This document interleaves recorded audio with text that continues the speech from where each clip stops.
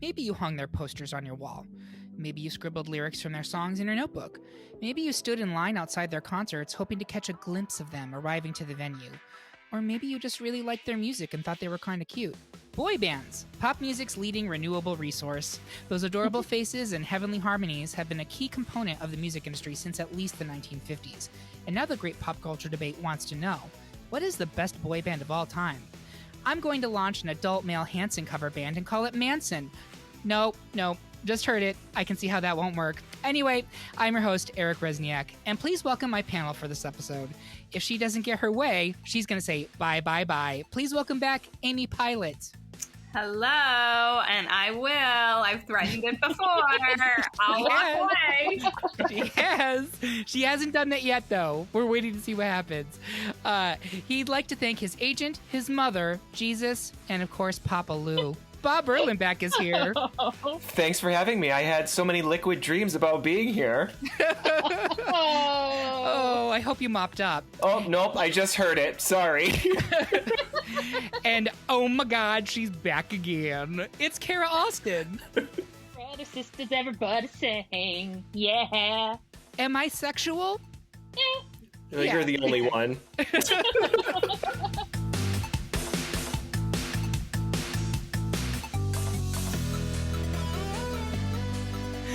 Well, so before we get to the debate, how does this work? First, we made a poll of more than 70 notable boy bands from the 1950s up through the 2020s.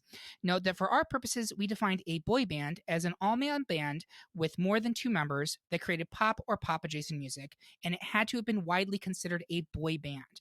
And if you think that definition will not be sorely tested during this debate, you would be right. More than 40 people took the poll. We tallied their votes, ranked the picks by popularity, and added them to a bracket. Now we argue about it and insult each other, all for your amusement. Want to play along at home? You can head to greatpopculturedebate.com and go to the polls and brackets section. There you'll find the downloadable listener brackets for this and every episode of our little show. Do your picks match up with ours? Do our picks show you the meaning of being lonely? Let us know by dropping a comment on this episode at our website or by yelling at us on social media. And lastly, if you're curious about how we went from the top 32 down to the Sweeney 16, become a Patreon supporter of our podcast. Our Patreons at the $5 level or higher get exclusive access to the warm-up/part ones for each episode in which we work our way through all of round 1. It's like a whole bonus episode for each topic, and it includes arguments you will not hear anywhere else. And it's only one of our great Patreon perks, so consider supporting us on Patreon today. And with all of that out of the way, let's go straight to the debates. First up, it looks like it's going to be ultimate number 1 NSYNC, but Bob is tearing up our hearts by pushing 5-seed BB Mac. Bob, explain yourself. Amy, explain why Justin, JC, Joey, Lance, and the other one are all you ever wanted. Yeah. I'm going to have Amy go first.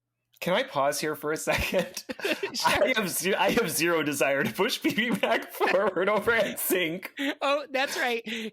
In the round 1, he was going to push Together, the parody boy band. That's what he was pushing, and they went out. So are we unanimous then in advancing NSYNC?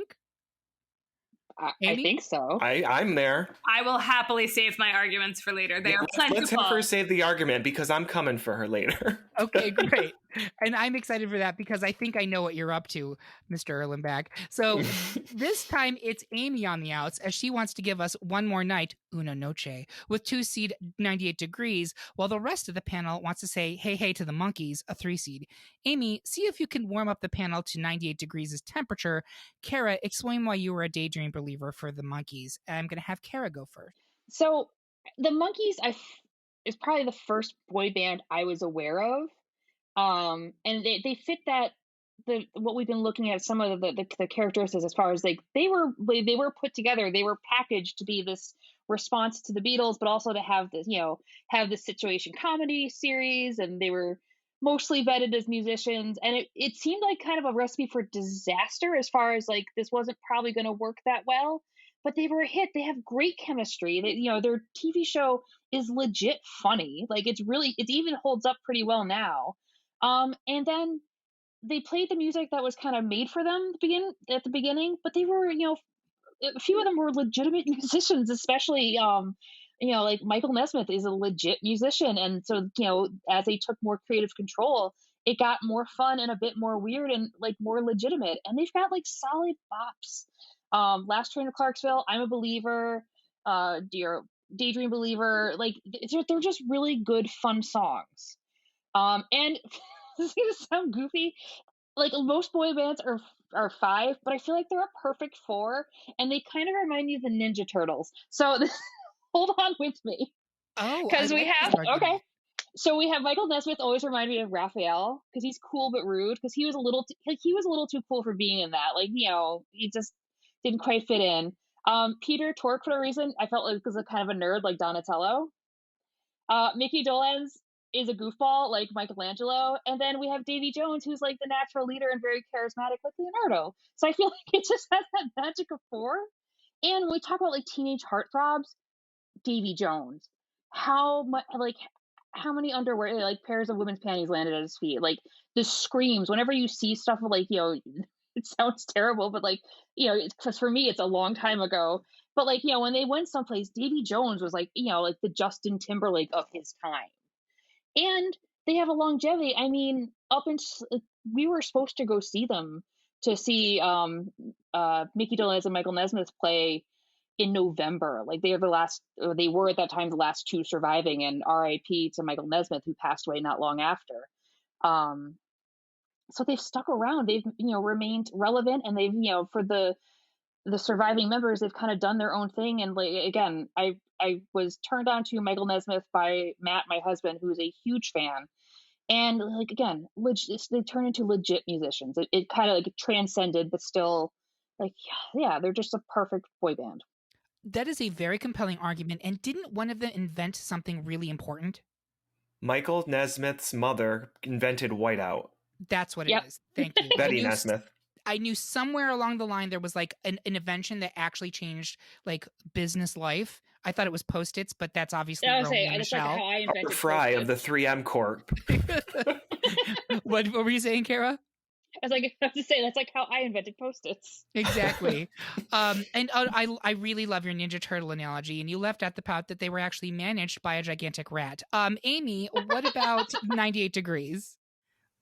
Okay, so this is also a 4, not a 5. And 98 Degrees, to me, the monkeys are before me. And so that, to me, again, I said it in the Patreon episode. There is something like the monkeys to me were grown men when I was a child. 98 Degrees, now that is a boy band. That is a hot boy band. 3 out of 4. Super 3 out of 4. Hot. Yep. Super hot. Yep. And to this day, super hot. The Lachey brothers have some excellent genes, and I don't know what Jeff Timmons does or did over the past 20 years, but he should bottle that and sell it along with Paul Rudd. So Jeff Timmons was actually I think that they have an interesting story also because they weren't created by an outsider. Jeff Timmons, who is one of the members of 98 Degrees, brought the other 3 guys from Ohio on board with him. I think they're cheesy. I think they're great boy band cheesy. I think they're good. Una Noche, couldn't be 4 whiter boys referencing Spanish because maybe it's a sexy language, but they went for it and it worked for me. It's fine. Also, they were on the Mulan soundtrack, which is very exciting, alongside Christina Aguilera, I believe. They were produced by Babyface. They sang with Mariah. They were on Amy Grant's Christmas special. They were checking the boxes in the 90s and the 2000s. And then Jessica Simpson, right? The Yoko Ono of 98 Degrees. The Yoko Ono of 98 Degrees. Probably their downfall. They were just on the ABC Boy Band Christmas special, so they're still around. Nick Lachey has made a wild comeback in all of the hosting that he does. Love is Blind season 2 premiering, I believe, next weekend, or probably just premiered, dropped on Netflix for those of you listening. To me, they were much more of a boy band than The Monkees, again, my approach at this bracket is not necessarily on the talent or who's the better band, but to me, it's who's the boy band, and 98 Degrees is the boy band to me. So, but Bob, I think I would like to point out one thing, that I am not of the generation of the Monkees. I wanted to make sure that was clear. So where it escapes, like where they get around that for me though, is that because they had a television show, when the way I was introduced to them was in that TV show, so it's like a little time capsule of when they were boys, like, you know, they're late teens, early 20s, maybe they're who knows back then when that was. But I want to say when 98 Degrees, I feel like when 98 Degrees showed up somewhere is because 2 phone calls went unanswered, and so they were the third shot. I was going to make the argument, like, 98 Degrees is the whole, Mom, can we have NSYNC or Backstreet Boys? And it's, no, you have NSYNC and Backstreet Boys at home, and what's actually at home is 98 Degrees. Like, literally, they are the great value version of those bands, like, right down to NSYNC, Justin Timberlake, Britney, and 98 Degrees, Nick Lachey, and Jessica Simpson. Like, it could not be like the copy of the copy of the copy. I mean, you even get one less. Like, they were just like, we're not going to even bother with the 5th guy. It doesn't matter. Exactly. No, and you had the one guy you did not mention. It was Justin. Is it Jeffries? Jeff. Yeah, I think it's Jeff something. I assume he he's looks the bass. like the Twitter profile of someone who's arguing against masks. Like, he needs the big sunglasses. It's so true. And American flag. I mean, he may be a perfectly nice person, but I'm just sure like, he's lovely. for as good as the other 3 look and have aged, in his own time, it was just like, oh, it's the whatever, Kevin Farley or whatever he said his name was. It's that, you know, they all had that one. They all had that one, except Backstreet Boys. Oh, they had that one. We'll get to that. But my feeling is, Bob, you go first. I want to hear your thoughts. Are you with Monkees or are you with 98 Degrees? I think I'm with the Monkees. The 98 Degrees like made zero impact on me. I think Amy has brought this up before. I think they're more men than boys in this scenario. They definitely look a little bit different, or maybe for me, maybe it's a straight girl thing, and I like the like the more boy band look. The Monkees, I think Kara made a really good point with regards to the Monkees songs are really good. You remember them. I can remember them. You can sing along to them very easily. I don't remember many of the 98 Degrees songs, and I think the whole great value argument about 98 Degrees fits. I think to Amy's point, they were checking all the boxes and they were checking them quickly because I think they knew that their time was not really going to be very long because there was too many other juggernauts out there at the time. I will say, Amy, you did a great job arguing for them. Like, everything you said is true. They are the beefiest of the boy bands, which that's what I was going for. Yeah, sorry. And I love it. Like, I love in. a good beefy boy. Like, absolutely. And like for me, they're like those 3. Like, God bless the other one. Really, God bless him. If you're listening to this, you have my sympathy because that must suck. Like, hello, here's this band, and 3/4 of them are brutally hot, and you're stew or whatever good it at is. singing. I don't know. A lovely 5th alternate. But they were hot. They were beefy. They looked like male gymnasts. That is such a compliment from me. And I think that's all great. But in terms of their music, like, I was listening to it this week and I was just like, you mentioned Babyface produced them, but I was like, this is really cheaply produced. These sound like demos. Their singing's excellent. They're very good vocalists. Timmons especially is really good. But the production values are cheaper than the other big boy bands, and they just seem kind of like the also-rans in the 90s boy band kind of sweepstakes.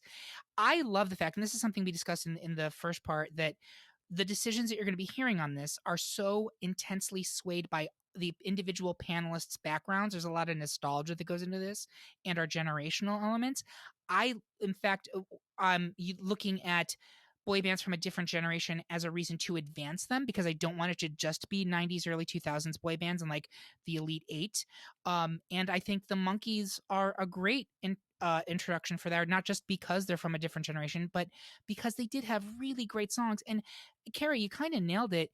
They were meant to be a joke band, but hilariously actually ended up making really good music. I find that to be such a gas, like good for them.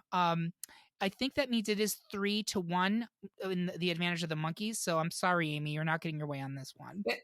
It's totally okay. I'm glad they soared through, and I'm glad we were able to talk about them. They are really a solid third choice in boy bands. So. I agree. Drew Lachey has really pretty eyes.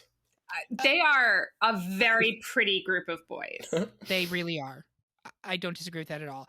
Next, our sole unanimous decision in round 2, as 1 seed the Backstreet Boys once again got their way against 4 seed All for One.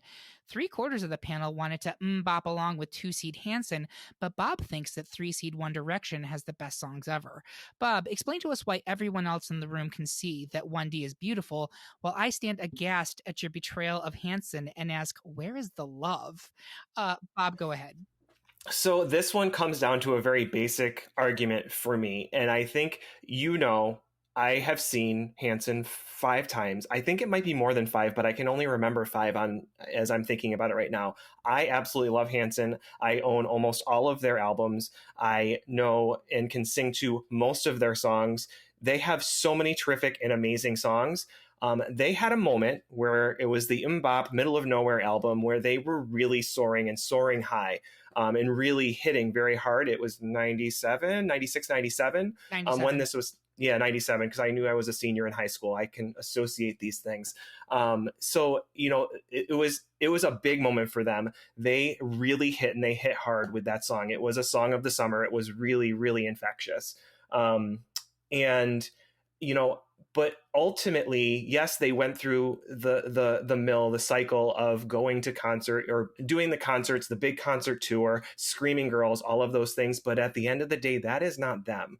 And I really think truly when I think about what a boy band is that for me, it's traditionally 5 is what I always think of, but it's really them leaning into the manufactured quality of songs, the Screaming Girls, the big concert venues, all of those things.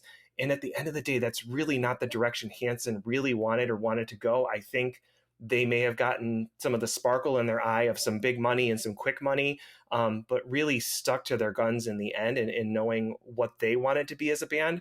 Their sophomore album really didn't hit very well, but the songs are so good. And maybe that has something to do with kind of how they kind of faded into their direction of that. But when I think about One Direction, another manufactured band through a competition series, truly a boy band, considered one of the, in the last 10 years, right? Like one of the biggest boy bands to really hit and really kind of make an impact in recent years, aside from, since the generation of the NSYNCs and the Backstreet Boys.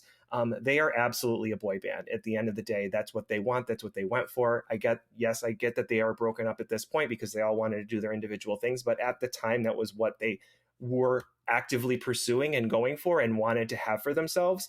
As obviously as they matured and got older, I think they decided and realized they needed to do other things to continue to stay viable. But that's really my argument. And I said, I guess it was basic, but I really got deep on that in a couple of different ways. But I love Hanson till the end of time, but I just need to give it more to the boy band in this case. You did actually go deep. And I have to tell you, Bob, you may have swayed me, which is shocking. So my assumption going into this was his argument was going to be Hanson is not a boy band because it's it's not a crafted band. It's 3 brothers. And this is one of the things that I think both Amy and Kara talked about in round 1, which is if you're a family band, I don't consider you to be a boy band. I still do. To me, it's that, did you have screaming fandoms, right? And that's not even an entirely accurate description of my rubric, but it's part of it. But Bob, you make a really great point. 1D is very much a crafted boy band from a reality TV competition.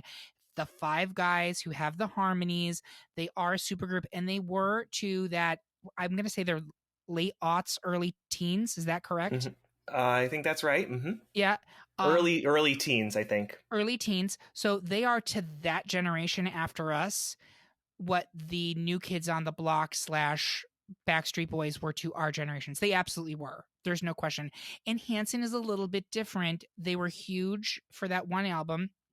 They were very much on the Tiger Beats, on the teen magazines. They had temporary tattoos, a calendar. They had a fan club with its own magazine. Like, to me, they had all the trappings of a boy band. Even if they didn't want it, they benefited from it. So I do believe that they are worthy of consideration. However, you make a compelling argument that advancing them over One Direction is almost erasing that next generation's primary boy band. And I think that's very true. Amy, where are you on this? I'm actually, I have been swayed. So I'm no longer going to vote for Hanson for all of those reasons you just said. I have no affinity for One Direction because they came after me, but I do agree that Hanson is a little bit the anti-boy band, and would not want to win this bracket. They don't want to be on this list. I believe one of them has like 8 children. Thousands and thousands of children. So many children. He is like, he would much rather be on the best Christian pop group list than the best boy band. And so, yeah, I'll go One Direction, even though I don't really care about them. Kara, what about you? I have also been swayed for basically all the reasons folks have mentioned. I think when I picked Hanson, like, so when, you know, because again, you mentioned like the timing of this, Hanson was getting big same time like Backstreet and NSYNC were too. And I feel like I had picked my sides where I was like, always Backstreet Boys, sometime NSYNC, but fuck these guys. Like, it wasn't for me. Like, I didn't buy into it. But now I've come as I've grown older, and you know, the got, you know, I feel like when especially I got my 30s, I was way more like, I don't have hard opinions on these things. Like, I know what I like, but I like that you like what you like. And so I'm cool with it, you know, with the Hanson music, and they've got one of the most dedicated followings. Yeah, which they really do. a lot for them. Like, it's wild. Like, one of my really good friends has gone to, I don't know, I want to say like 50 Hanson shows, but I feel like she'd yell at me, go like, no, it's really 100 and something. I forgot that she was a fanson. Yeah, Laura. Yeah. Is that a word? If it's not, it is now. It is now. Like, and as I don't share that love, but I respect it, because I'm like, that, you know, there's something to that if that many people are that passionate about it. But I follow what Bob said. It's like, yeah, they're not a boy band in kind of the rubric we're still forming as we go along through this, and I don't think they'd want to be. I want to respect that. Yeah, Bob, you were going to say something? Can I just say, I think this is a really interesting pair up, or maybe a good example of the pair up, to say, if you want to sit here and argue who's the best band, well, Hanson's going to walk away with that, right? But we need to walk that fine line of understanding, formulating in that boy band aspect to that. And I think there's some other pairings on this bracket that fall into this thing too, where you kind of need to sort out, okay, they are a great band because they make great music, but how do they fit into the debate that we're going through today? Yeah, that's fair. I think there are boy bands, and then there are bands of boys. Yes, and I think that is going to be a recurring theme, so buckle up on that one, folks. I will also make the argument, if you have not listened to Hanson music since 1997, they actually have some great songs. They're very talented musicians, and Get the Girl Back, I adore. It's a great song. Next up, so we are advancing One Direction. Next up, Beantown's own New Kids on the Block, a 1 seed, is currently set to advance over K-pop phenomenon BTS, a 5 seed. But Kara wants to light that decision up like dynamite. Kara, explain to the elder millennials in the room why BTS is the future of boy bands. Amy, get on the floor and do the New Kids dance. I'm going to have Kara go first. My husband rags on me so much about this. I love BTS. They're great. This has been like a pandemic thing, and it's just, I don't follow the band intensely. I just like, I can throw their music on and I'm gonna feel better about it at the end of the day. And I love, like, I feel like such an old person talk about this, but I love that there's like 8 different versions of the same song. And I love that it's like, so one will be like the holiday version of Dynamite, and it's just there's jingle bells in the background. Yes. Yes. It's so strange, but it's like, it just puts me in a really good mood. I have like, you know, like, in the darkest days of this pandemic, I created this playlist that just was like a mood booster, and they have like 3 songs on there, and I got into them by like, it's the most elder millennial way to give. I heard them they were talked about on NPR. Oh God. And I heard a snippet of Dynamite, and I was like, oh, that sounds like fun. And then I was like, this is great. I love it. And so again, this is like with I think it was in the Patreon show, talk about like I want to honor and respect the next generation. In this case, like the next generation's boy bands, and it's like they're everywhere. They have a McDonald's meal after them. They You do. know, they're remember the BTS army like reserved all those tickets to the Trump rally, and so the stadium was empty. Like, I will give them that, by the way. I just want to say, like, if they move forward because of that, I'm okay with it. Like it's so like their songs are so much fun. They're so like they're earworms, and it's like I love the community that's been built around it. I don't know that I'm part of it because I'm not their demographic clearly, but I appreciate that, and I think part of me is just like for so long we were like America was the one like manufacturing pop groups and sending them out, and I'm so cool with it being another country's turn. Totally. And getting to see what they, what other places in the world share, and it's awesome. They're fun. Absolutely 100% co-sign all of that. Amy, what about the New Kids? Okay, I'm gonna, I could let 98 Degrees go. I could care less about other people.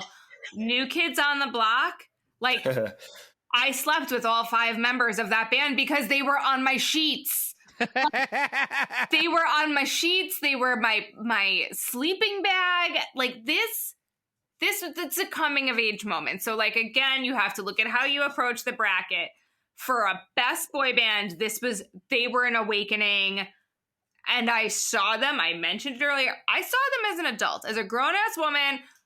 In 2019, I went to a New Kids on the Block concert. They have grown up with us. They have embraced their Magic Mike. They are looking good, and they danced. They danced the way that they were not probably allowed to dance when there were minors in the room 25 years ago. They danced that way now. They rapped. Donnie Wahlberg was brought in because they were like, hey, you're Marky Mark's little brother. Let's start with you. You could rap. You're awesome. They got some other solid, Boston representation with the Knight Brothers, and with the other guy, with the Danny guy. And then they brought in baby Joey McIntyre. Fun fact, because they wanted to have that baby-like Michael Jackson, because as we've spoken about, the Jackson 5 kind of like a turning point for some of these boy bands. So they wanted to have a baby boy at the front. Hard for him to affiliate with the band and like get in with the crew. And they didn't have the best opening. They didn't have the best like start to their movement. But once Hangin' Tough dropped, they were golden. Hangin' Tough, Step by Step. I mean, these guys paved the way for NSYNC and Backstreet Boys and 98 Degrees, and they paved the way for BTS. So you wouldn't have BTS if it wasn't for NKOTB, in my opinion. Also, like my 6-year-old listens to BTS at this point, which is a little weird. So to me, they're going to be her awakening. They're going to be her. I don't think she actually knows what they look like. She only knows the Kids Bop's version of their songs right now, which is a little odd. But it'll be different for them at that age. But to me, New Kids on the Block is, I mean, really probably they're my second ultimate boy band. I will reserve the rest of my thoughts until a later area. All right. Bob, where are you on this one? So as I thought through a lot of this bracket, I thought my brain like keeps visualizing a timeline. And you've got the Beatles, you've got the Jackson 5, you've got NKOTB, you've got Backstreet Boys, NSYNC, you've got One Direction, now you've got BTS. And to me, like one kind of leads to the other. But I think there's something unique and different about NKOTB because I feel like at that time they were put together in such a way that they kind of defined a business model of boy bands. They kind of really define, like, to me, I don't think that term probably existed before them. Maybe it did, maybe it did not. But like, I think it was that aha, that moment of oh, okay, what's this? And how can I make money off of it? And I think BTS is, they're certainly in this vein of boy band, right? To me, it's a too new to rate sort of situation.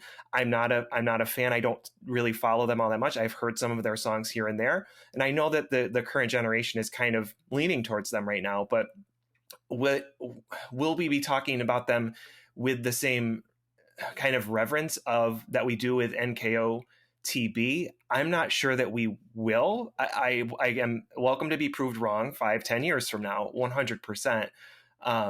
But there's almost too much, to Kara's point, there's almost too much repetition. There's almost too much formula to it to make me be able to really connect with it on any sort of important level. Maybe other people do. Maybe it's just a me thing. I don't know. But really, that's why I would lean towards NKOTB in this scenario. I don't think it is just you. Like, it is deliberately, there's a system in the K-pop. Like, and K-pop is, it's only going to get bigger, I think. K-pop and J-pop. Sure. And I love that. As Kara said, like, I'm so excited. Like, hey, we're passing the torch and we get to actually consume another culture's pop culture as opposed to just ours and the Brits, right? But like that K-pop, it is a farm, and they have extremely rigid rules about what the various members of their groups, whether it be boy bands or girl groups, are allowed to do, how to look, how to express themselves. It is very, very regimented. So I can understand why you're like, there's something about it that's hard for me to connect with.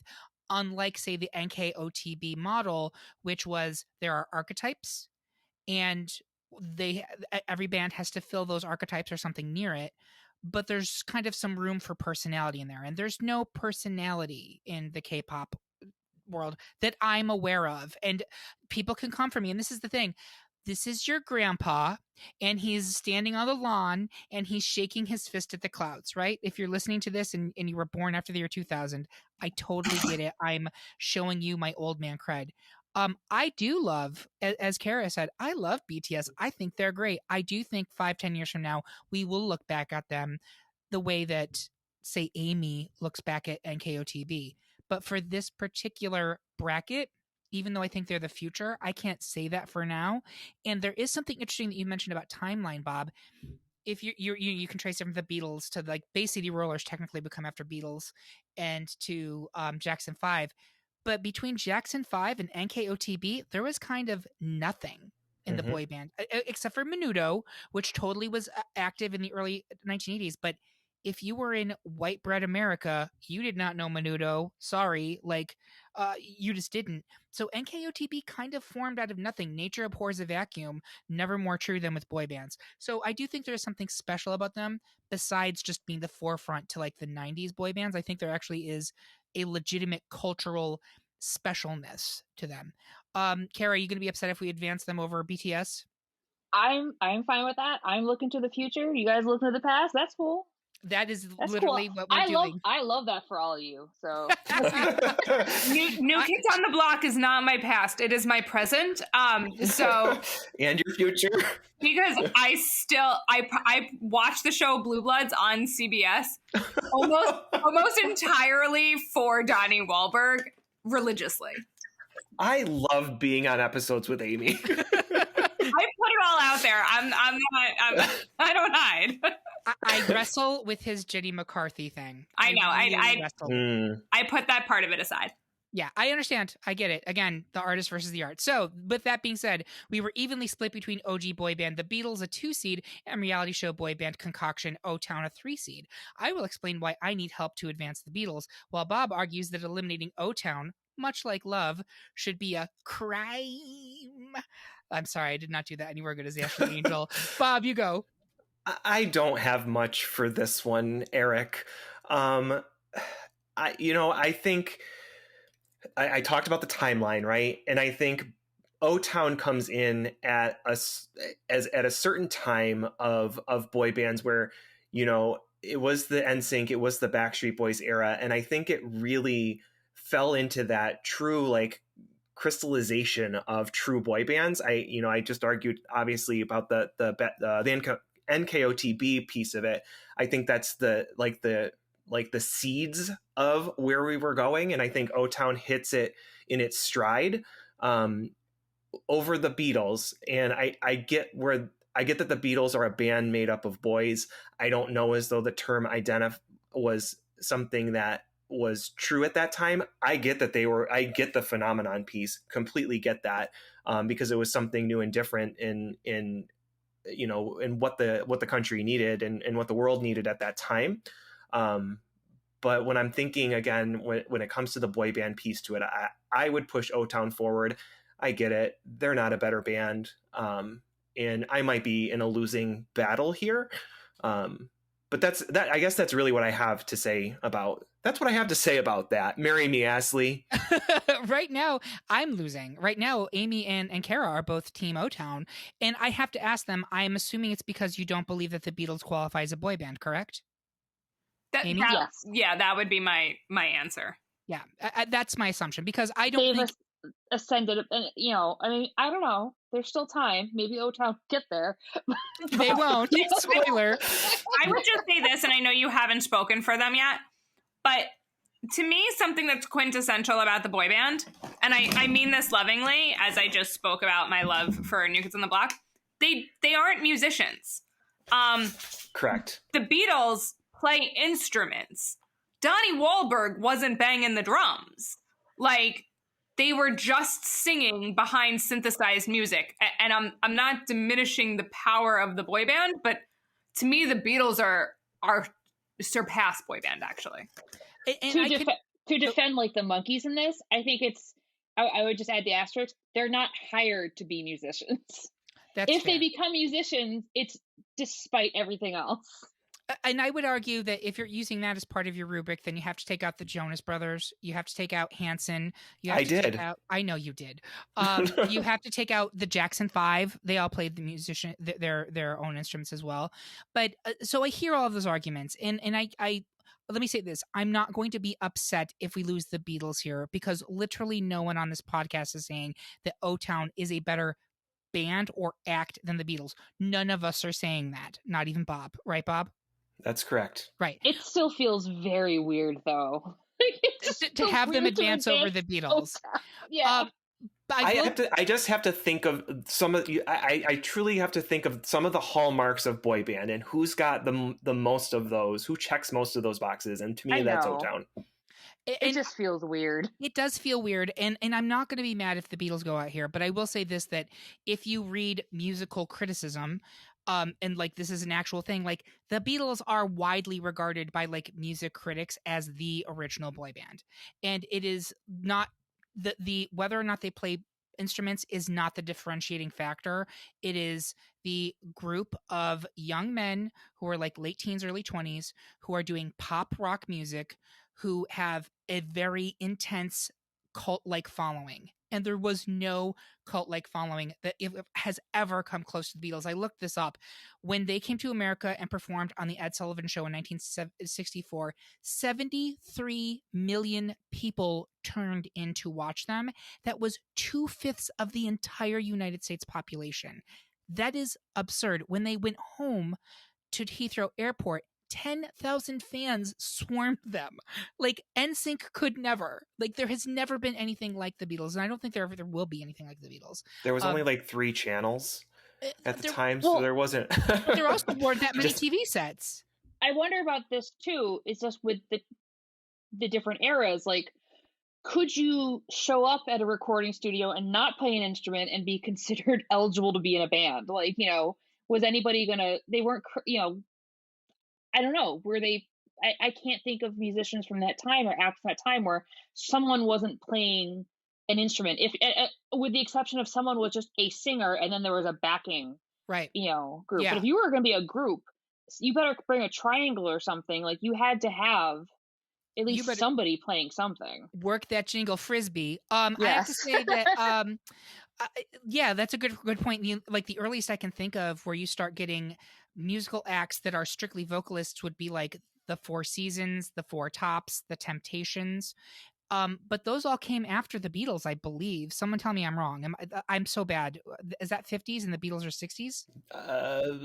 Regardless, the point is, that's my argument, that they are considered to be like the original boy band by music critics, and there has never been a fandom like Beatlemania. But I understand, and I'm not mad that this panel has decided, like, no, but when we're talking about boy bands, we're specifically talking about kind of commercially constructed, everybody has a role, and I guess you could say that about the Beatles too, but it was more organic. And there's almost an element of it of disposability and cheese, and I'm not going to say a lack of talent, but kind of a lack of talent when compared to the Beatles. So, Amy, are you sticking with O-Town here? Yes, because there's power in numbers. If I was the only one going against the Beatles, I'd say that I'd jump on that bandwagon, but because I don't want to be the only person that goes against the Beatles. I understand. Like, this is heresy. And if Kate Rakulia is listening to this episode right now, I can hear her screaming through her headphones. Kara, you're sticking to O-Town. Yeah, I think I was originally down for Beatles, but yeah, like, we've kind of created this, what we're calling a boy band, and it's, their longevity works against them in that, because, yeah, I don't, and this is hard, because it's like, as I sit, as someone who is 39 years old, when I first learned of the Beatles, it wasn't necessarily learning of them when they started. It was all kind of a mishmash of all throughout their careers. I don't know. There is something about the boy band where they hit big, and then it's embarrassing to like them for a short amount of time, and then they come back, and all of a sudden you're like, you know what, this was awesome, and there's this nostalgia to it. And I think there's a smile, and there's just this wink when it comes to being a boy band and defining a boy band, that I think the Beatles are just regarded as just a phenomenal phenomenon, and just one of the greatest bands of all time, right? I don't think it's that same kind of, I don't know, up and down of the boy band. Because I feel like the Beatles had to work against this, like, oh, you guys are just, teeny bopper, like that. Isn't that kind of like where teeny boppers come from, the term? Yep. It's like, you're just, a teeny bopper band. You're not gonna be around. And they're like, fuck you, listen to this. And they kept, so I think they worked themselves out of it, versus like what Bob was saying, like any other boy band we're talking about has their big moment, and then they go away, and then maybe they come back. But when they come back, it's all like, we're all in on this joke. Like, we're not that great, but we make you think of a better time in your life. Yeah, I think that's actually a really great way to put it, is there is like an inherent nostalgia quality to boy bands that make you think of your teenage years in a very fond way. And I'm sure that is absolutely true for the Beatles. But we recently did the 80s soundtrack episode, and there was a very intense argument whether Purple Rain actually belongs as an 80s soundtrack, or if it transcends that because it is like an artist's magnum opus. And in that same vein, the Beatles transcend being a boy band because they're the greatest band ever on the earth. Yes. You know what I mean? So with that being said, I'm okay letting them out here. Is everybody else okay with that? We're good to move O-Town forward? Yes. All right. We got to move forward here, folks. We have to keep on moving. We've talked about O-Town far too much. Never enough. Apologizing to the Beatles, but at the end of the day, O-Town wins. Yes. Exactly. So many rolling in grave. In a statement that I literally cannot believe I'm about to read aloud, Boys to Men, a 1 seed, is currently poised to get bounced in the competition by 5 seed Menudo. Let me repeat that so listeners can firmly grasp what I'm saying. Boys to Men, one of the best-selling boy bands of all time, is about to be beaten by Menudo, literal escandalo. So, Amy, you wanted to jump in there? I actually am not sure that I do. So I stomped for Menudo earlier. To me, they are like the definition of boy band. I'm not sure how I did this, but I've actually seen Boys to Men. I have been to a handful of Z100 Jingle Balls, and I stood on the cup holders at Madison Square Garden and swayed back and forth with a lighter in my hand to Boys to Men. So I'm just going to go out and say immediately, I actually am going to vote for Boys to Men here. I'm not really sure why I wrote Menudo. I do think that they are an excellent boy band and really helped form the genre, but Boys to Men wins for me. I'm so glad that you've come to your senses and regained logic. Bob and or Kara, do either one of you want to argue strongly for Menudo here? Not really. Or is your neither of these are my favorites, so I'm just like, Not particularly. I can't go into the boy band definition argument again for right now. So and so here's what I will say. I would say that. Oops, sorry. No, go ahead. Go ahead, Bob. I was just saying that Menudo falls into the BTS category, right? Very like that kind of formula manufactured. One goes out, the other comes in. I don't know. And that's my argument here, is that they're not a boy band, they're an assembly line. Like, literally, I counted. Do you know how many members of Menudo there were in the 1980s or like 70s to the 90s? More than 40. More than 40. I'm not joking. Like, that's crazy. And also, one goes out, another comes in. Sounds like an O-Town song. Oh, yes, God, only in my liquid dreams. But I do think that, listen, I'm not knocking the global importance of Menudo. They were huge. Like Latin America, that was like one of their leading exports for a while.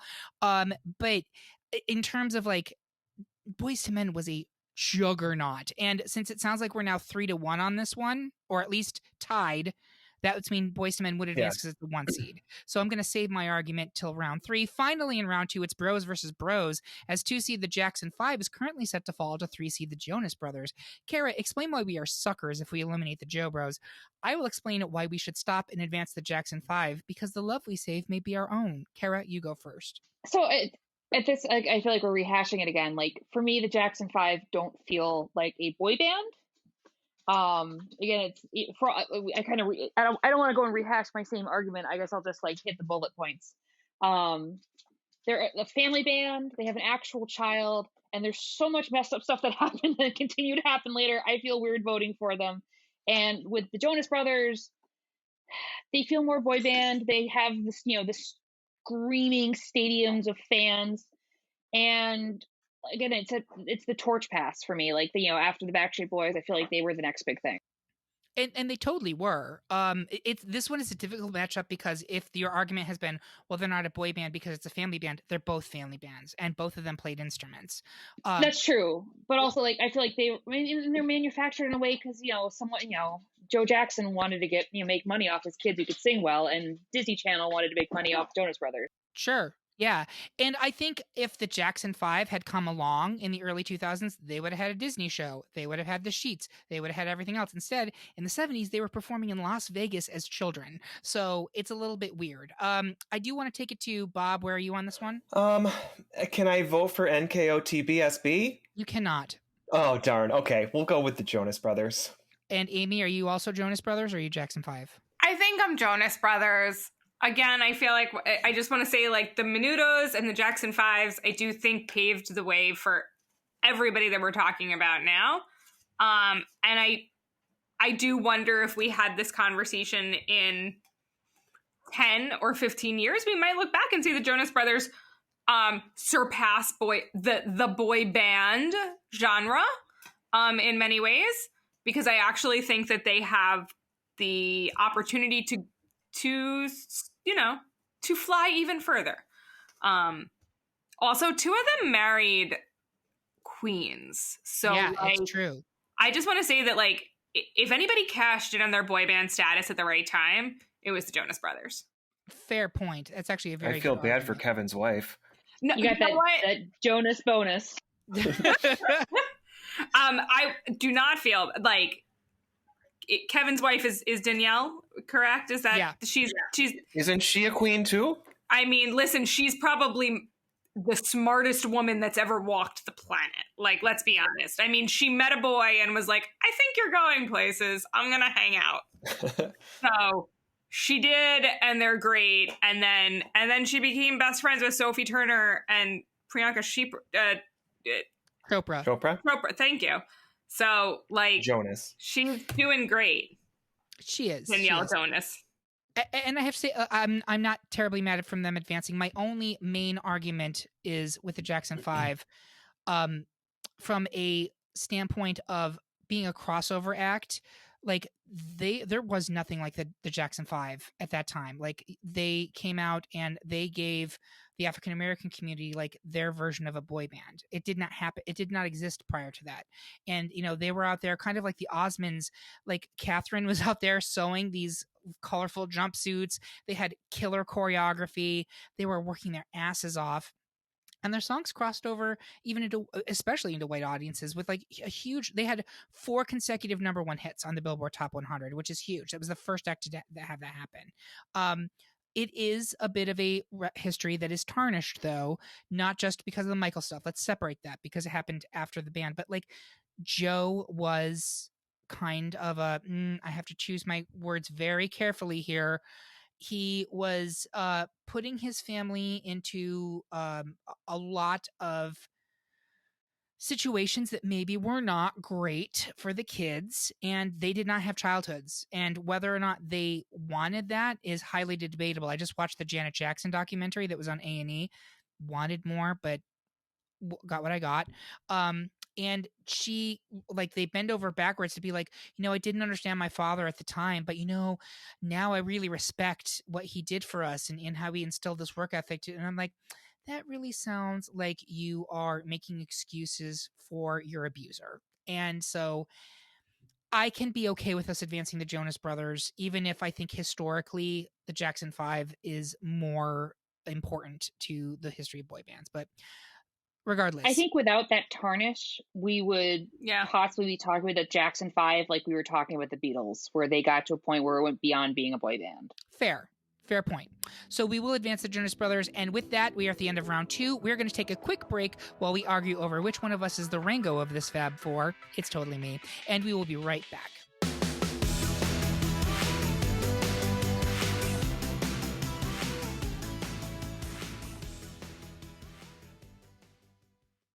Put away that copy of Tiger Beat because we're back for round 3 of our best boy band debate.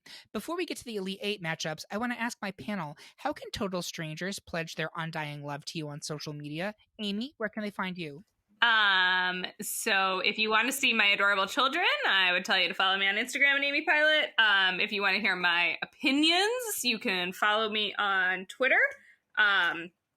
Which I recently changed my name, so I should tell you exactly what it is. It's Amy SP83. And if you want to do 90s rides with me, you can follow me on Peloton at Amy Spins 83. Oh my God, I love that. That sounds amazing. Yes, right? Now I want to get a Peloton. I prepared for this panel by doing a 30-minute pop ride where Cody Rigsby's theme was "Must Be on the Cover of Tiger Beat." Yes. So, that's incredible. Nice. That is amazing, Amy. And now I genuinely want to get a Peloton to do this with you. I would die, but it sounds amazing. Bob, what about you? Cody Rigsby, the boy band equivalent of Peloton instructors, right? That is actually the best definition, and I'm going to tag him in this episode, and he's going to enjoy it. Back to this. If you want to talk to me about how much you love Hanson like me, or if you want to talk about the thirst trap account of Ashley Parker Angel on Instagram, you can find me at DisNerdBob on both Twitter and Instagram. If one, I'm feeling like I made the wrong choice. We just got an Echelon bike, which I feel like is the 98 degrees of spin bike. It was a good deal. But anyways, you can find me on Twitter, where you can see my hot takes for low stakes and all my Wordle scores at CMYKARA on Twitter. Great. And you can find me at Eric Rezsnyak on Twitter and Instagram. That's ERICREZ as in zebra, S as in snake, N as in Nancy, YAK.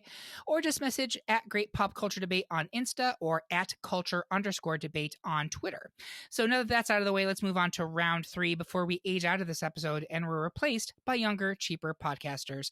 So the Elite 8, first up, we have NSYNC versus the Monkees. We're going to go around the horn here. Is anyone voting for the Monkees? Amy? No. Kara? I'm torn, only because there's It's that whole time, like that era thing, where it's like I don't know. In my brain, there should be some sort of like equal representation between the eras. And I feel like if we already have the Backstreet Boys, who we really haven't even talked about, and we haven't talked about NSYNC either, that's representation for that era. And the better of the two clearly is the Backstreet Boys. I mean, that's just fact. So, not fact. I will. We'll get there. We'll get there. We'll get there. We are not going to have equal representation regardless. I know. Yeah, it's hard because it's so that it's the monkeys. The monkeys walked so that everybody else could run that whole thing again. I don't know. Someone else talk. If it makes you feel better, I'm pretty sure that Bob, you're NSYNC, right? Well, let me just say this. There's some very interesting pieces to this because I consider both of these boy bands. There's a manufactured quality to it. They're very much pop bands. I think they check boy band boxes. So if you want to talk about who's the better band, I guess it's probably the Monkees. But I guess from a phenomenon perspective, I would give it to NSYNC. Yes, I would agree with that too. Yeah, I'm comfortable with that. It feels, again, I mean, this doesn't feel as weird as O-Town over the Beatles. Yes, but it's the 98 Degrees version of O-Town versus the Beatles. I love that recurring joke. It works. I'm sorry, Amy. Listen, that's okay. I know where 98 Degrees falls, and as long as we don't lose NSYNC here, I'm fine. No, it looks like we're unanimous. NSYNC goes to the next round, and I believe you're also unanimous in our decision to move forward. Backstreet Boys over One Direction. Is anyone voting for 1D here? Absolutely not. I'm gonna stick with the band that's still together. And Amy, that's rough. But yeah, that's sad for One Direction. They had a lot of they were going places, and they went places. They just went them separately. Yeah, different directions. They're all very good musicians individually. They are. They're now several directions. And I think this is coming up to in the next battle also as well. New Kids on the Block versus O-Town. We mentioned this briefly in the first round. O-Town and One Direction both were formed through talent competitions, so every member of those acts could perform. Every one of them. There was no like the one that you're dragging along because he's like friends with that guy over there, and you need to have a fifth dude on there. Like, that's just the rules. All of the One Direction and O-Town boys are genuinely talented. So New Kids versus O-Town. I know which way Amy's going. Bob, where are you going? I'm going to go with New Kids on the Block. I think O-Town is in the mix with two other juggernauts in their arena, and New Kids is more that germination of the boy band, so it's got to be New Kids. Kara? New Kids. And finally, it's Boyz II Men versus Jonas Brothers. I'm going to start with Kara. I don't know, I'm having trouble making decisions.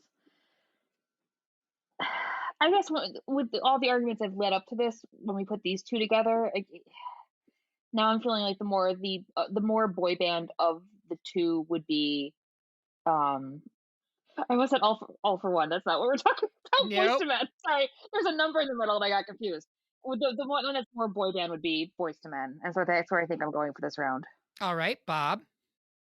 I would actually agree with the exact opposite of that, even though earlier in these rounds, when it came to the Jonas Brothers, I was arguing that they considered themselves a pop rock band, but I think there has to be more of that for me. For the boy band piece, it has to be more of that kind of poppy earworm, flash in the pan sort of kind of quick in and out sort of fix. I don't know, that I think it's the Jonas Brothers in this pairing.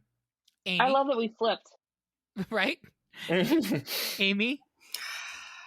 I'm struggling here. I wasn't going to move them forward before, but I do think it's Boyz II Men here. I think it's Boyz II Men. I think that, as we've discussed, that the Jonas Brothers might not consider themselves a boy band. They are musicians, and they will probably transcend this bracket at some point in their careers. And actually, I think they probably all have in different ways.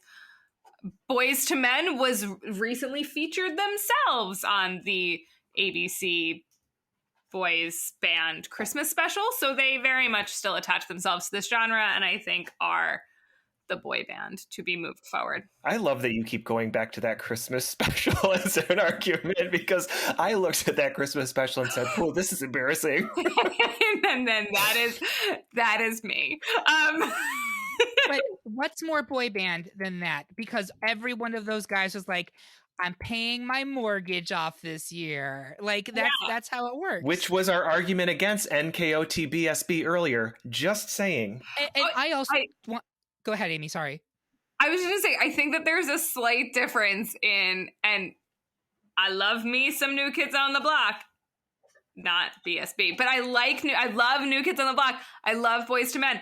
I like them capitalizing on the nostalgia of being a boy band. I don't want to see them trying to reinvent themselves as anything else. Listen, I think the Jonas Brothers, if they don't continue on their journey as powerful musicians, like we said, they married well. They're going to do just fine as Mr. Sophie Turner. So, like, they don't need to be coming back for boy band specials in 15 years.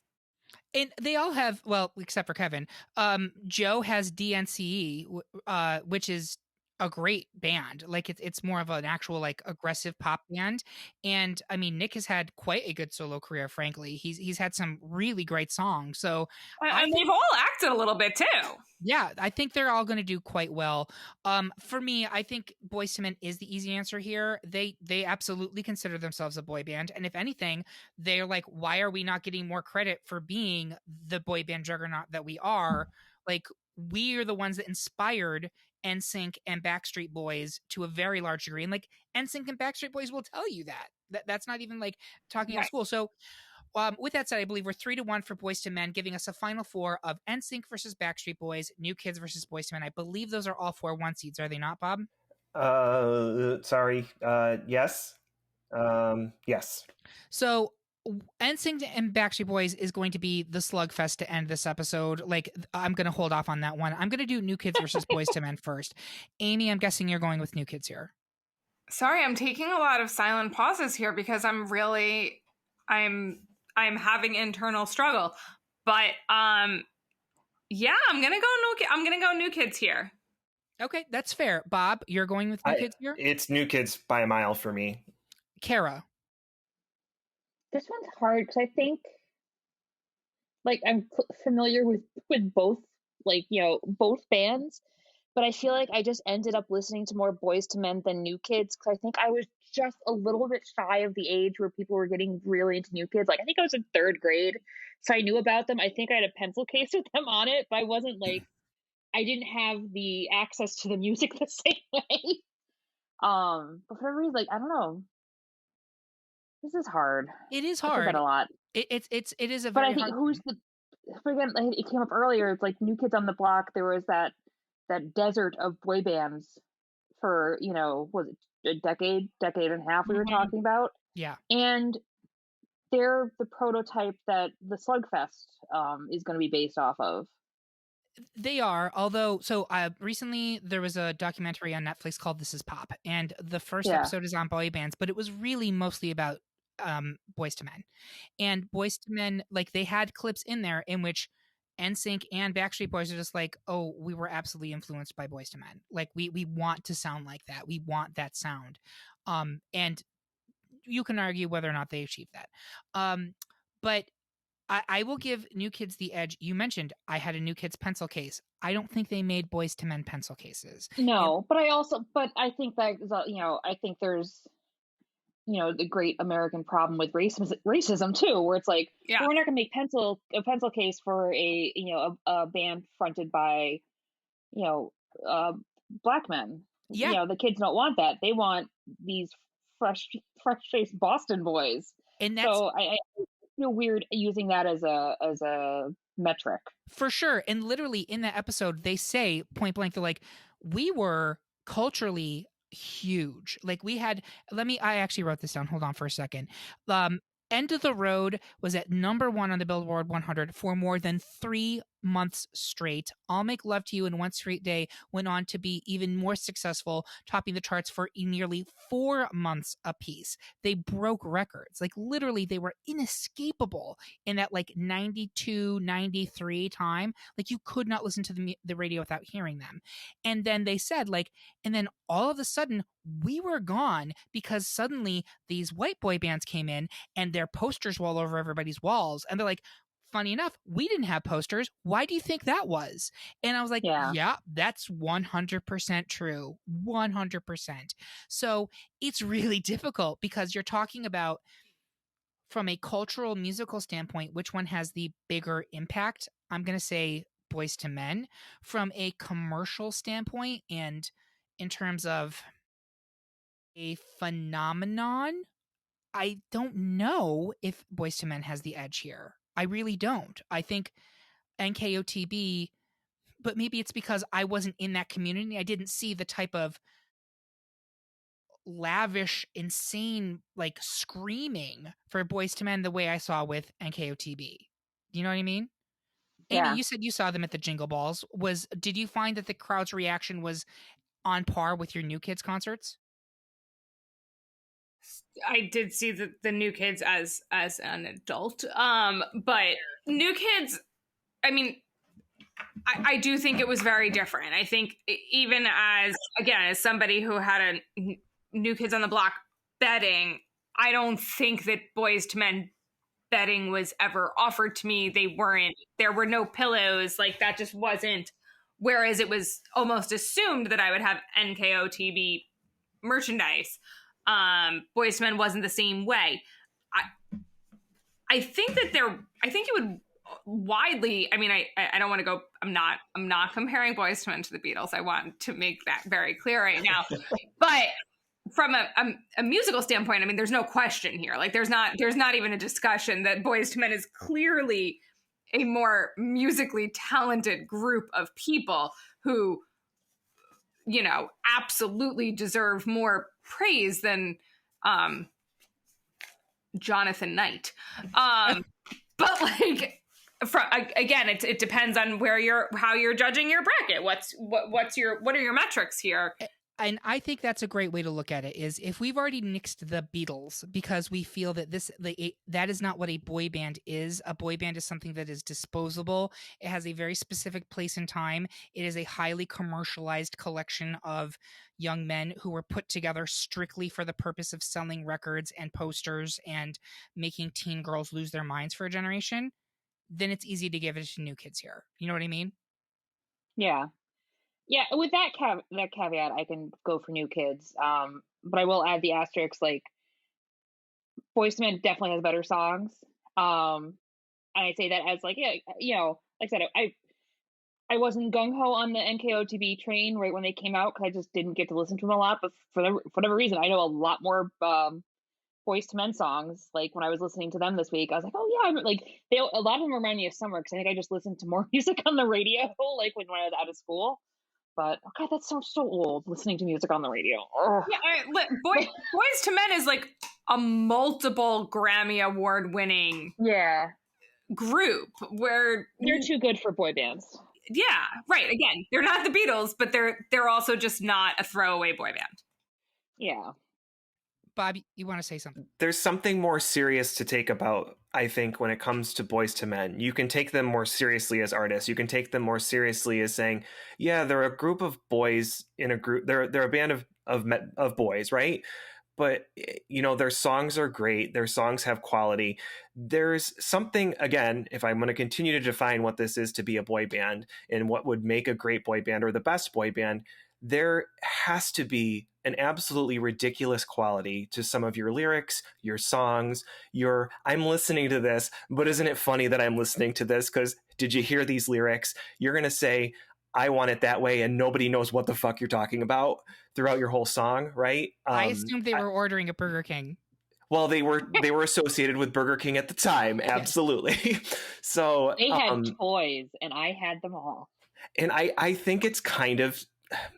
I think they're great. I have a coworker who reveres Boys to Men like I would revere NSYNC or Backstreet Boys. But I guess maybe I wasn't, it just wasn't what appealed to me at the time, or it was like that. I don't have that same experience, because I'm a white guy.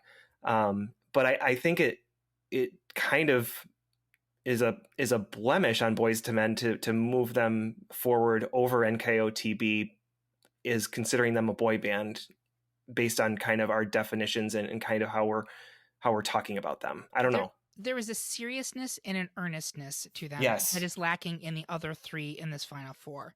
And I also, but I do think we just have to like put a face on it and say that, like, frankly, Boyz II Men was robbed of the posters and the pencil cases and the sheet sets because flat out fucking racism. Like, honestly, maybe they could have had the same type of like impact on if they'd been in Tiger Beat, but they still did have a tremendous impact, and they made a lot of amazing music. But I think we are advancing new kids. Do you think just a quick question, do you think, like, if they had made those things, do you think that their fans would have said, what the fuck is this? Like, why would I want a fucking pencil case? Maybe. And I do think the average Boyz II Men fan was probably not, I mean, a late teenager girl, prom era teenage girl, absolutely. A 12-year-old girl, I don't know. And I think that's kind of like the target age for New Kids and NSYNC and Backstreet Boys. I mean, I watched TRL. I saw who was out on that street. Yeah. And also, like, they were a little bit older, and so there wasn't like a goofy, weird song dancing around what they were saying. One of their songs is straight up, "I'll make love to you." Like, yeah. That's a very mature topic. Teenagers do not make love. They bang it out, which is a No-Town song. Yeah, like there's, it's that Patton Oswalt joke where it's like when if you can't say the gross thing and you say a different word, it makes it sound worse. Like, and you're like, I'm gonna put my dipsy do in your hoo-ha. It's like, that just sounds worse. Like, the version of you just said the actual things. Exactly. And then you get O-Town. God bless them. So it looks like we are advancing New Kids here. The battle of the night, NSYNC versus Backstreet Boys. Okay, get in your corners. So I believe on Team Backstreet we have Kara and Bob, and I believe on Team NSYNC it's me and Amy, correct? Yes. Those are the battle lines. So I'm going to start by allowing Team Backstreet Boys to go first. Kara or Bob, who's going to lead? Kara, you want to go first? I'll go first. Go first. I'll go first, like the way the Backstreet Boys did, because they were formed at least 2 years before NSYNC. Oh, I'll check that argument off of my list. Thank you for making it. And I think, the rest of their career was sitting at the top, swatting down the wannabes. I like the Backstreet Boys. Like, when we talk about sexual awakening, some of it was like, in people meant like 90 Degrees or NKOTB. It was definitely the Backstreet Boys, and mine was even delayed a little bit till like the craziness around when Millennium came out. The ice blue cover art and everything with "I Want It That Way," and that was one of the first times Kevin Richardson got a solo. And like when his deep voice just does the breakdown in the middle of that song, oh my God, girl, I done flooded my basement. That is one good sounding man. He does sound good. He was my favorite. I don't know. We were dunking on the older ones in the group, and I was like, not Kevin Richardson. He's different though. He's not balding. He has a Caesar haircut. He's a Caesar haircut and really good facial hair. It wasn't a chin strap. They're a good. It was what I think they did better. Like, I feel like NSYNC, the mix like of the different types of boys, like NSYNC leaned into some of it a little too hard. Like, I feel like you could sit there and kind of draw the parallels, like, oh, this one's this one, this one's that one. But it's like, I feel like AJ, the response to AJ in NSYNC is like Chris with the weird hair and stuff. And I was like, you're missing the mark. Like, this is just, nope. This one baked a little too long and it's not that good. They all have amazing voices. They are incredible performers. Where I will give it to NSYNC a bit more is that NSYNC, I think, was better dancers in their videos. Mm-hmm. Backstreet Boys didn't do a ton of dancing. Not really a lot. I mean, outside of Everybody, Backstreet's Back. But when we think of that is like, if you put that on someplace, everybody starts doing like little Frankenstein hands or whatever. Like, it's even kind of referenced in Canto when they're doing the top song now. We don't talk about Bruno. He does the little weird Backstreet move when he's talking about Bruno being a creep. They're like they like NKOTB happened and it kind of went away for a little bit. It was a shorter dip than that time before NKOTB, but it's like they brought boy bands back with a vengeance. Like it was just like they took over the world. They had every sort of merch available. One of the weirdest pieces of merch I owned, I don't know, does everyone remember the Big Dog brand? Like they just made shirts with like, I had the Bark Street Boys. Like they made a Backstreet Boys version of that. And I ordered it out of a catalog that was sent to my house. They were just everywhere. I worked at a camp in the summer because I was old enough to have a job, but still super into this stuff. And we had a bus that would come and it would pick me up. I was the bus counselor too. And I would like have VH1 in the mornings on because they would just play videos. Because again, this is a time before YouTube. Like if you wanted to see the thing you liked, you had to hope it came on TV while you were watching. And I would just sit there until the absolute last minute I could be there to leave the house in hoping that a video would come on for them. And like sometimes, you'd get Quit Playing Games with My Heart. I remember, like I just transported back to my dad's apartment, like catching that and like looking at the clock on the wall to make sure I still had time because I didn't want to miss a second of it. They're just crazy fandom, incredible vocals, the nonsense lyrics that we love in boy bands, and just very like, and they've had this kind of weird staying power. Like some people have left and they've come back. Yeah, Bob, I'll turn it over to you. I'm just getting very verklempt. Well, that's fine. I just can't. Let me have Amy counter, and then I'll have sure, Go. Absolutely, by Amy, all means. Let's hear it for Team NSYNC. Let's hear it for the boys. Okay, so I think we've talked a lot about boy bands that were there so that the others could fly. You have to crawl before you could walk. Yes, Backstreet Boys might have come first. That doesn't mean they're better. Everything you could do, I could do better. Like JC, better version of Kevin. Justin Timberlake, way better version of the tall blonde guy. Oh, well, I'm sorry. Well, hold on. Go, Kara. You had your moment. Listen, I shut my mouth for a really long time there, but like, NSYNC danced better. Their songs were boppier. There were more of them that were big hits. Honestly, I really think so.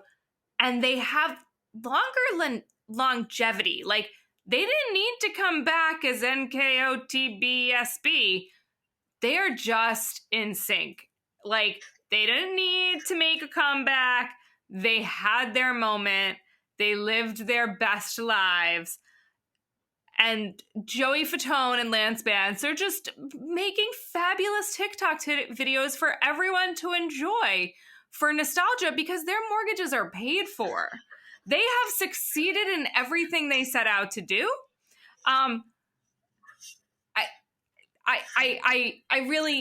They have performed with Elton, with Stevie Wonder, with Aerosmith. They even performed with Michael Jackson.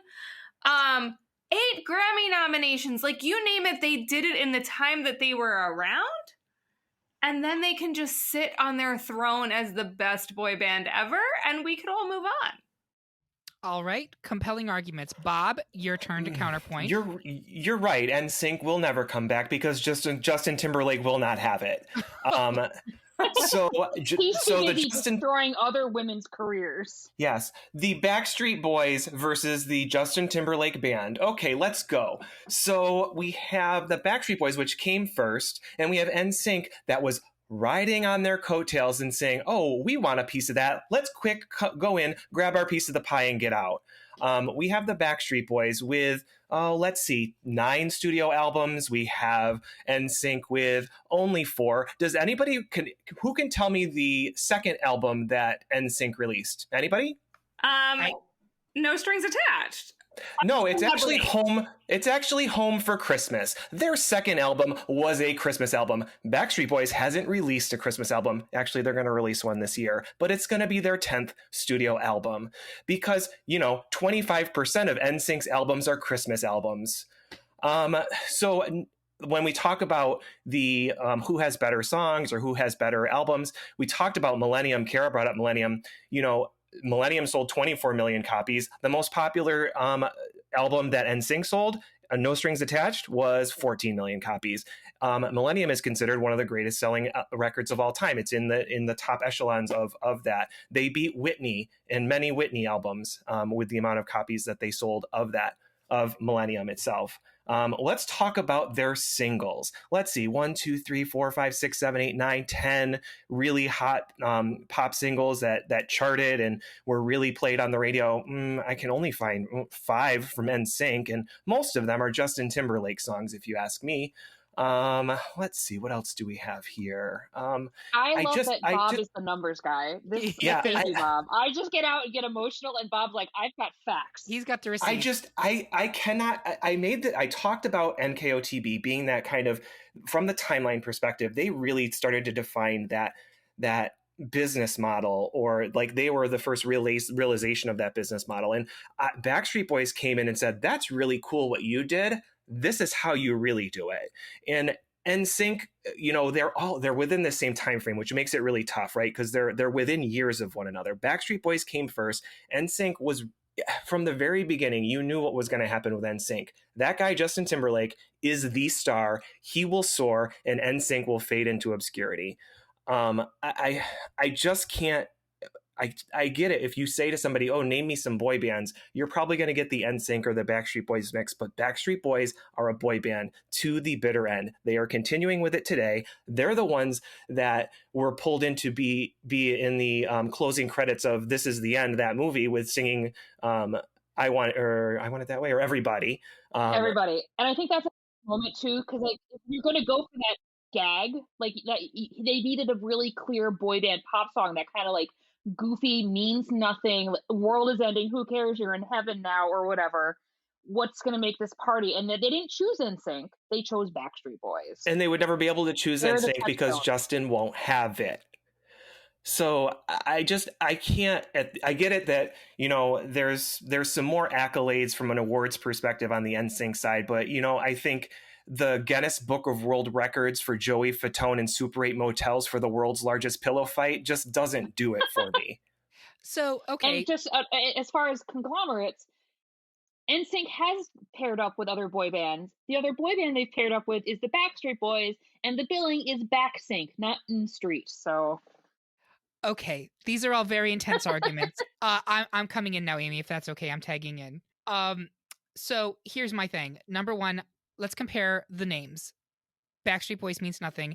NSYNC, in case you did not know, are actually the last letters of the first names of all of the members, with the exception of Lance, because there was a different guy who was in the group at first, and the only reason they let Lance join was because the members convinced their manager that his full name was Lanston. That's hilarious, and that is a great name for a boy band. I'm just going to go out there and say that. You do make a good point about the fact that Justin will never let NSYNC reunite. So, but does that make them a worse band? I don't know. Let's talk girl groups. The Spice Girls can never reunite because Victoria will never do it. Does that make them any less than any other girl group? The Supremes will never actually reunite because Diana Ross doesn't need them. Does that make them any less than any other girl group? I find that argue fallacious, and not fellatio. That's another O-Town song. Also, Beyonce, thank you. Yeah, like Destiny's Child is never going to reunite because I don't think, like, you guys are using it as a negative that NSYNC launched Justin, whereas I look at it as a positive. To counter Bob's argument, I never thought that NSYNC was a Justin Timberlake band. If anything, I thought it was Justin and JC leading NSYNC. Then you had Lance and Joey kind of like the goofy brothers. And I don't know what Chris was doing. Like, literally, I have no concept of what Chris was doing at any time. That's irrelevant. Because at the same time, you had AJ over in the Backstreet Boys. And pound for pound, NSYNC is cuter. I'm saying it. Amy, am I right? Yes. No, because you have, if we have an equal number of members, but you guys got Chris. So, well, you got Chris, but you have AJ. It's so true. Let's pull those out. You have Howie. AJ is not the ugliest of the group. Who's okay? Let's say it. Who is? Oh wait, not the ugliest, but the least hot, I think, is Howie. But he raised a lot of awareness for lupus, and that's doing good for the world. Okay. Like Howie and that jaw that could chisel steel. Like, whereas we have over on Team NSYNC, Justin, like, and I was not even like a fan of ramen hair era Justin, but he's aged very nicely. He's grown into it. JC had some very troubling hair and facial hairstyles during the late 90s and early 2000s. This must be acknowledged. But on the whole, he's a very attractive man. Lance is not my cup of tea, but if you're looking for generic twink, you have him. For the bear community, we have Joey. You guys have got a lot of like sevens, I guess. Maybe. That's generous. Nick is that's some dookie, Eric. I'm calling you out on it. Nick is higher. Nick and Kevin are higher than a 7. Okay, but the rest of them 7's max. No.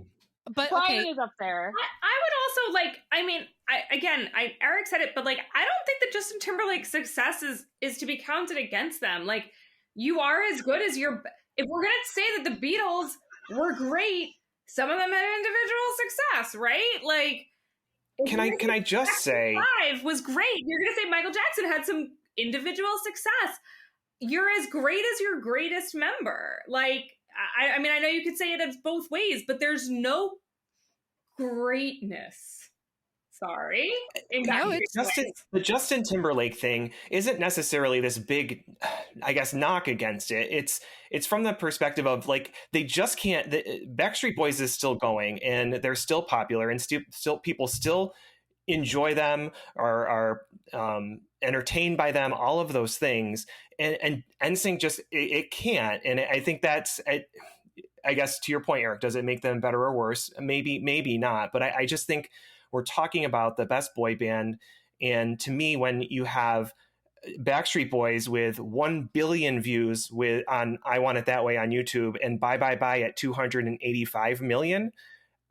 See, that just makes no sense to me, because also from a strictly, and I didn't even talk about this, the song. Three of the top 10 search results when you search NSYNC on YouTube are Backstreet Boys videos. Continue. But like, I don't like, all that says to me is that people have terrible taste, because the NSYNC songs are better than the Backstreet Boys songs. They are. Bye Bye Bye, way better. I think more Backstreet Boys songs are better than NSYNC songs. Backstreet Boys. When you get to some of the deep cuts on the NSYNC, the ones that don't make like the singles, they are dog shit. But there are still some good. That's true. There are still some good bops in the non-single BSB songs. It's funny that I can listen to all of Millennium from beginning to end and never have to skip a song. I can't say the same for No Strings Attached. Like, for me, the Backstreet Boys, even their greatest hits, with the exception of Everybody, are these mid-tempo, it's elevator music. Like, honestly. Whereas, like, NSYNC has, like, those are bops. Those are songs that are well-produced, well-crafted, get me going. I find them exciting. Their videos are way better. It's not even a competition. Everybody being the exception again. The rest of the Backstreet Boys videos are them in very long, oversized white shirts, standing on an airport, or like just and like NSYNC is out there in fucking doll boxes and like they're doing the damn thing. It's so that's one video, but we also have the Everybody video where they're monsters in a haunted mansion, and Larger Than Life where they're on like spacecraft. Tearing Up My Heart is not a good music video. Okay, but it's a great song. Sure, but so is As Long As You Love Me and I Want It That Way, and Everybody, Larger Than Life, All I Have to Give, Shape of My Heart, Show Me the Meaning of Being Lonely, Quit Playing Games with My Heart. Shape of My Heart. Oh, Bob, how? Oh, please, how? This now you're getting personal. I was going to say this topic has the potential to destroy a 30-year friendship. We're talking five big hits from NSYNC, and you have all these others that. Okay, continue. Sorry. No, I wasn't saying anything.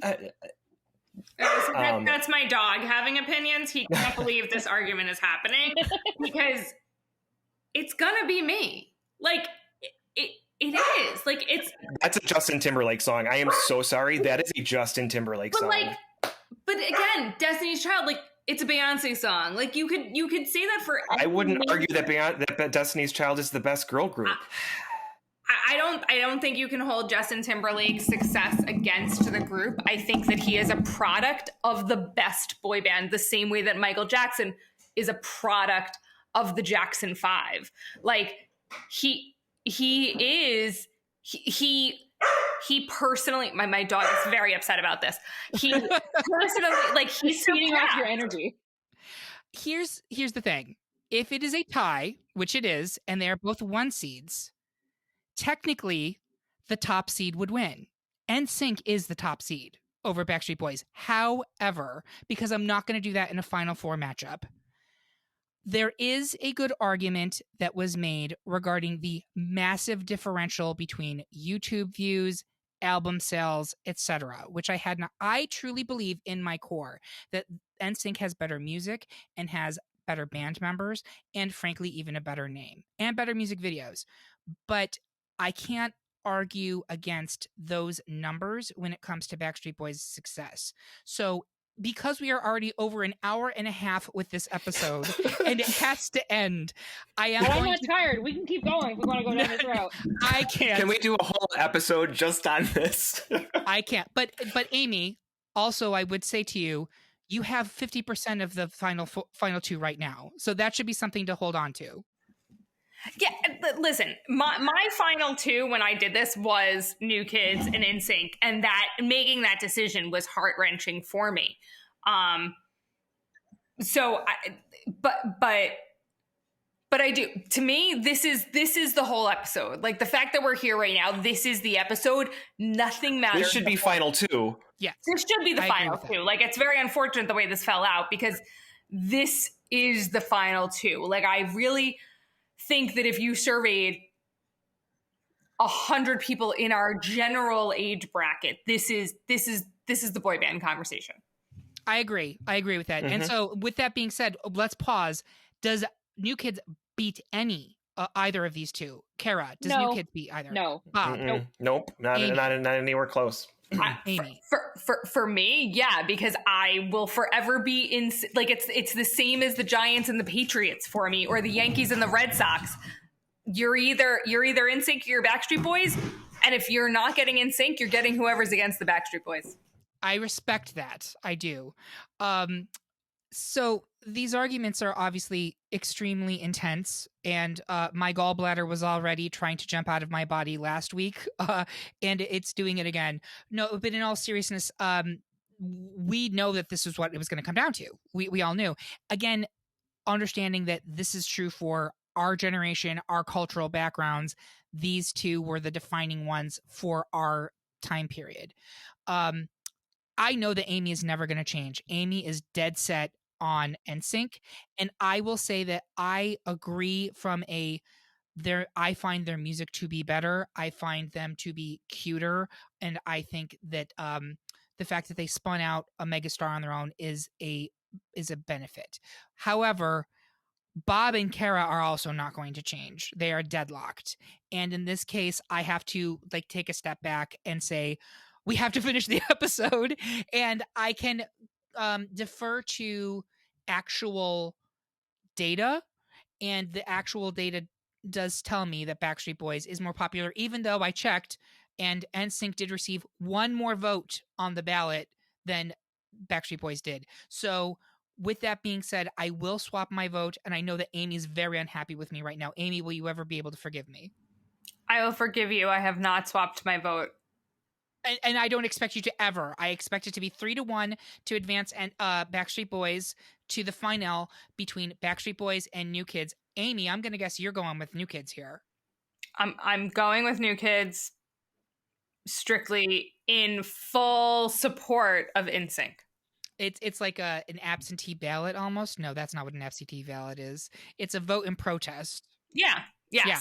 Like I'm the green. Like, this is the Green Party vote right now. She's going for a third party. This is why democracy doesn't work. Bob, don't blame me. I voted for Codex. Exactly. I'm going to vote Backstreet Boys in full support of Backstreet Boys. And Kara, I am voting Backstreet Boys because I'm voting Backstreet Boys tattooed over my heart. And I will vote Backstreet Boys. Between New Kids and Backstreet Boys, I do believe that Backstreet had the bigger impact this is one of those ones that's going to be very divisive.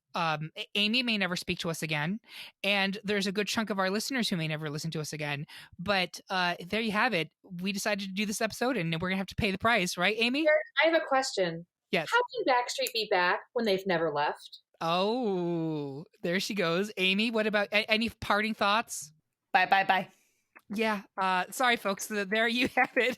Our pick for the best boy band is the Backstreet Boys. Do you agree? Do you think we stepped out of sync? Tell us how you really feel by leaving a comment on this episode at greatpopculturedebate.com or find us on Instagram, Twitter, Facebook, or YouTube. While you're there, make sure that you subscribe and follow the podcast so that you can hear what new debates are coming soon, vote in open polls, and even decide which topics we tackle next. I want to say thank you to my panel. I look forward to our reunion tour after one of us goes solo, another finishes rehab, and the others can't pay their mortgages. And thank you for listening. If you loved what you heard, please consider supporting us on Patreon, where you can get even more exclusive content and you get episodes a whole day early. We hope you have a good one. And remember, everyone is entitled to their wrong opinions, including people who stand the Backstreet Boys. I did it, Amy. I did it. Yay!